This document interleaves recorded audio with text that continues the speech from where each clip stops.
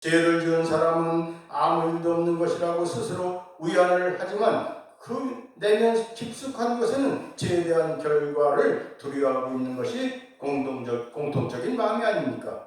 입으로는 애써서 부인해도 마음속으로는 하나님의 심판을 두려워하는 것입니다. 죽어가는 사람들 대부분의 사는 동안 그렇게 하나님에 대해서 거부하던 사람들까지도 자신은 죄를 많이 지어서 좋은 곳에 갈 수 없다, 그렇게 말하는 것을 많이 보게 됩니다. 그러나 구원받은 사람은 자신의 죄를 인정하는 것이죠.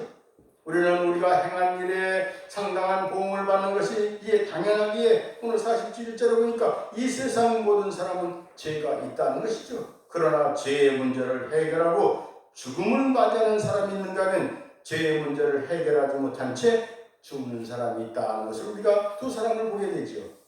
바로 십자가에 달린 두 강도가 대표적인 모델입니다. 한편 강도는 자신의 죄에 대해 생각조차 하지 않고 있습니다. 그는 평소나 다름없는 모습으로 예수님께 말을 걸고 있죠. 네가 그리스도가 아니냐, 너와 우리를 구원하랴. 39절에 오늘 말씀하는 것이에요.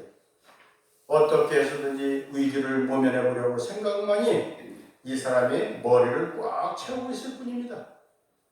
그러나 또 다른 한 강도는 전혀 다른 모습을 보이고 있죠. 그 사람을 꾸짖었습니다. 이르되 네가 동일한 정죄를 받고서도 하나님을 두려워하지 아니하느냐. 40절에 말씀하지요. 이 강도에게 나타나는 두 가지 특징이라면, 첫 번째, 범죄에 대한 솔직한 인정이 있죠. 두 번째, 하나님에 대한 두려움으로 나타나고 있죠. 하나님은 죄에 대해 충하십니다. 이 사실을 우리는 알아야 합니다. 구원받은 강도는 자신이 죄인이며 죄에 대한 대가를 받아야 한다는 사실을 인정한 것입니다. 그래서 예수님을 구원자로 인정했습니다. 이 사람이 행한 것은 옳지 않은 것이 없느냐. 구원받은 강도의 고백 속에는 중요한 진리가 잘 포함되어 있습니다. 이 사람이 행한 것은 옳지 않은 것이 없느냐. 41절에 이는 죄 없으신 분만이 구원자가 될 수 있음을 가리키는 내용이 아니겠습니까? 헬라에서의 뜻은 이 사람은 절대적으로 틀린 것이 없다는 고백입니다. 물에 빠져서 호적거리는 사람끼리 서로 구원해 줄 수는 없는 것이죠. 이 죄인들은 서로의 문제를 해결해 줄 수 없다는 것이에요. 완전하게 의로우신 우리 주님은 죄인을 대신해서 십자가에 달리신 것입니다. 요한일서 3장 5절에 말씀하죠. 그가 우리 죄를 없애려고 나타내신 것을 너희가 아니 그에게는 죄가 없느니라. 할렐루야. 죄가 없는 거예요.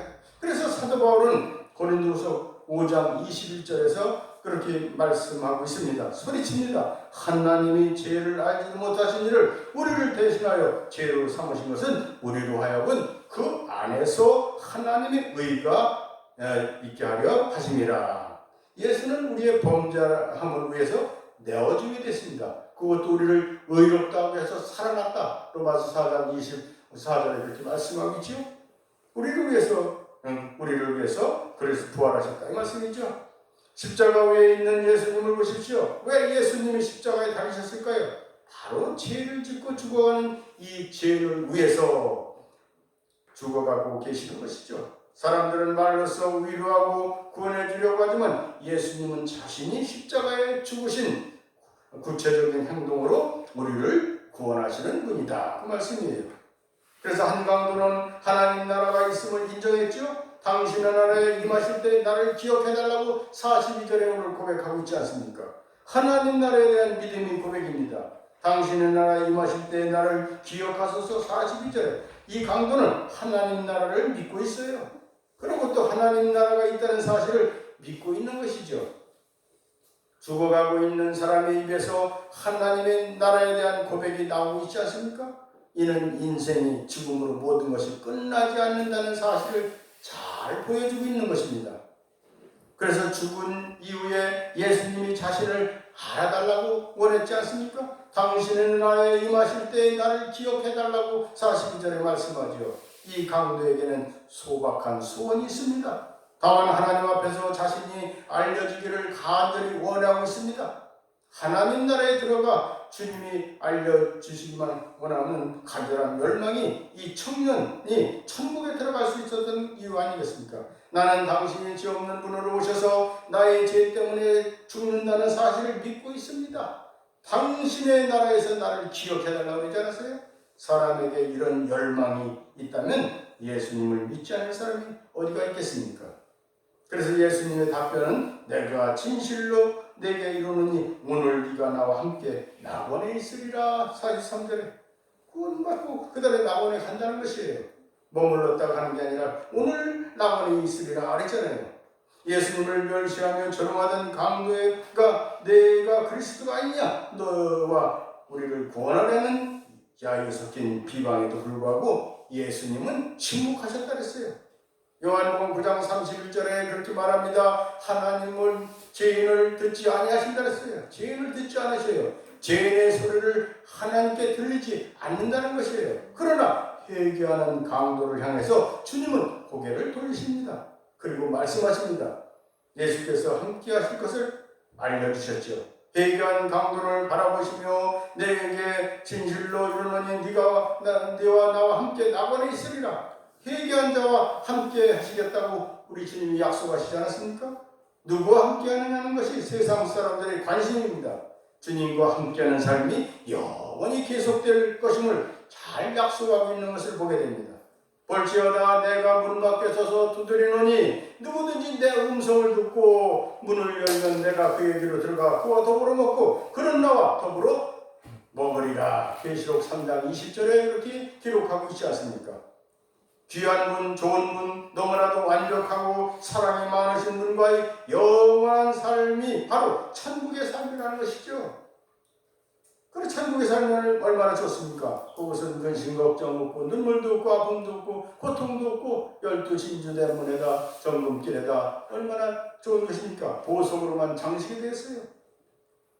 사람들은 그런 사실을 만나기를 원합니다. 그러나 세상 사람들은 언제나 결점이 있어요. 가까이에서 보면 약점이 많아요. 그래서 산과 사람은 멀리서 보여야 멋있게 보인다는 것이죠.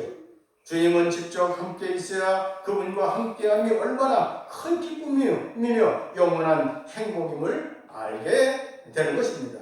그렇죠. 우리가 그래서 가까이, 그래서 오늘도 낙원에 들어갈 것을 잘 알려주셨죠. 오늘 네가 함께 낙원에 있으리라. 여기서 낙원은 천국입니다. 구원은 회개할 때 즉시 이루어진다는 것이죠. 보라 지금은 은혜 받을 만한 때 보라 지금은 구원의 날이로다. 고린도서 6장 2절에 하나님의 구원은 강도가 회개하고 예수님을 구주로 영접한 즉시 이루어졌다는 것이죠. 열흘 있다 백날 있다 이루어지는 게 아니라 바로 이루어졌다는 거예요. 우리가 오늘 하루를 하나님 앞에 잘 살아야 된다는 것이죠. 오늘 이루어지는 거예요. 천국 가면은. 그래서 오늘 죽으면 바로 천국 갈 수 있는 거예요. 하나님의 결정은 지금 이 시간이 이루어집니다. 사람들은 내일 하겠다고 미루지만 하나님은 당장 하시는 것입니다. 사람들은 내일 하겠다고 미루지만 하나님은 당장 하신다 이거예요. 회개하는 자에게는 과거를 묻지 않아요. 그 즉시 하나님의 나라에 들어갈 자녀로 삼으시는 것이에요. 그래서 회개한 강도는 아침은 마귀와 먹었지만 저녁 식사는 주님과 함께 낙원에서 즐겼다. 그런 말씀이에요. 예수님들은 회개하는 자들에게 낙원을 약속하셨습니다. 약속하셨어요. 어떤 죄를 지었을지라도 즉시 결제해 주시는 것입니다. 다른 결제는 늦게 하실지라도 돌아오는 탕자를 그 즉시 받아준 아버지처럼 구원에 대한 결제는 바로 즉시 주시는 분이심을 우리가 기억해야 될 줄 믿습니다. 그래서 너무나 가까웠던 두 강도는 이제 너무나도 멀어졌던 걸 보게 되죠. 이것이 믿음과 불신의 거리입니다. 두 강도는 함께 식사를 했고 함께 일을 했으나 다시는 만날 수 없는 것으로 헤어지고 말았던 것을 오늘 말씀을 통해서 보게 되죠. 이것이 바로 천국과 지옥의 차이예요. 하늘과 땅 차이가 아니겠습니까? 성경은 말씀합니다. 두 사람이 밭에 있음에 한 사람은 데려감을 한 사람은 버려둠을 당할 것이요 여자가 맷돌질을 하고 있으며 한 사람은 데려가고 한 사람은 버려둠을 당할 것이라. 그러므로 깨있으라고 마태복음 24장 40절에서 42절에 잘 기록하고 있습니다. 회개한 강도와 예수님을 조롱한 강도와의 간격은 다시는 좁힐 수가 없어요. 그는 수많은 사람 앞에서 고백하고 있습니다. 당신의 나라에 임하실 때 나를 기억해달라고 42절에 말씀하지요. 신앙 고백은 주님 앞에서 하는 것입니다. 누구의 눈치를 보면서 고백하는 것이 아닙니다. 자신이 죄인이라고 조롱하는 군중들 앞에서 그는 부끄러워하지 않고 하늘과 땅을 향하여 담대하게 고백한 줄로 믿으시기 바랍니다. 고백해야 돼요. 이렇게 수많은 사람 앞에서 담대하게 고백했죠. 그에게 주님은 분명하게 약속하셨어요. 뭐라고 약속했습니까? 내가 진실로 내게 이르노니 오늘 네가 나와 함께 낙원에 있으리라. 그렇게 말씀하고 있는 것이에요. 사랑하는 여러분, 하나님은 사람들이 모두 애면하고 침뱉으며 저주하는 강도까지도 기원해 주셨다는 말씀이에요. 오늘 우리는 그 사랑 때문에 하나님의 자녀가 되었습니다. 주님의 사랑은 지금도 계속되고 있습니다. 그분은 이 시간 우리와 함께 계십니다. 아직도 주님을 구세주로 믿지 아니신 분이 있습니까? 혹시라도 예수 교회를 다니면서도 구세주로 믿지 않는 분이 있다는 것이에요. 머리로만 알면 안 되죠. 가슴으로 마음으로 예수님을 받아들이고 주인을 모셔야 돼요. 뜨겁게 성령으로 임해야 될 줄 믿습니다. 이 시간 주님 여러분을 구주로 믿으십시오. 주님을 구주로 믿어야 돼요. 그분을 당신의 구주로 마음에 모시고 싶으십니까? 믿고 싶으십니까? 그러면 마음속으로 고백을 해야 되는 줄로 믿습니다. 예수님, 저도 강조처럼 고백하려고 합니다. 저는 죄인입니다. 이렇게 해야 돼요. 예수님, 당신의 나라에 임하실 때 저도 기억해 주시옵소서. 그렇게 늘 고백하셔야 됩니다. 오늘 말씀을 잘 마음에 새기면 들어보세요. 예수님 영접은 주 예수님 나는 당신을 믿고 싶습니다. 십자가의 죽으심으로 내 죄값을 감당하시니 감사합니다. 지금 내 안에 내 마음 열고 예수님을 나의 구주, 나의 하나님으로 영접합니다. 나의 죄를 용서하시고 영생을 주심을 감사합니다. 나를 다스려 주시고 나를 주님이 원하는 사람으로 만들어 주십시오. 예수님의 이름으로 기도합니다. 그렇게 우리가 늘 고백해야 돼요. 오늘 말씀 붙잡고서 회개하고 고백하시고 구원의 확신을 가지고 천국을 소유하는 여러분 모두가 다 되시기를 예수님의 이름으로 간절히 축원합니다.